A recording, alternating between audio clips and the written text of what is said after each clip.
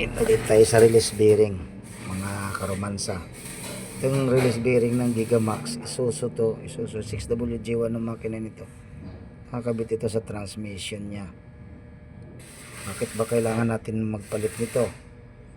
Una, minsan masisira na to, may mga malalim na dito, kailangan mo na palitan. O kaya ito pang isa, kahit okay pa siya pero maingay na, yun, disposable kasi itong mga release bearing na to. May sa paggawa nila may mga grasa na yan dyan, katagalan hindi mo naman to malagyan ng grasa sa loob. Ayan, may grease fitting siya, pero para lang dito yan sa nag-slide siya dito sa collar na to, yung retainer na to.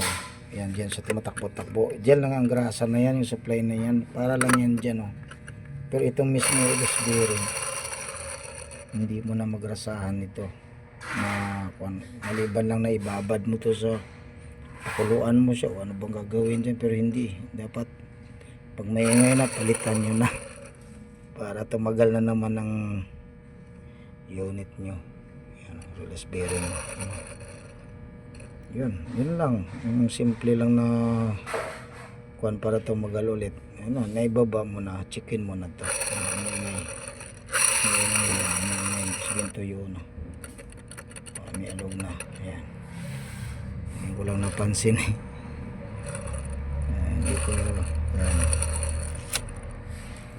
yun lang tip ng release bearing, kailangan mga palitan.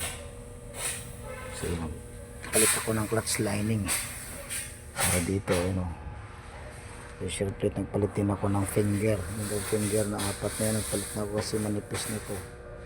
Manipis na yun, kaya ako nagpalit yan. Kaya nalas 4 yan. Pressure plate, finger lang pinalitan. Clutch lining manipis na at saka natanggal na yung spring, kaya palit na ako ng bago. Ayun,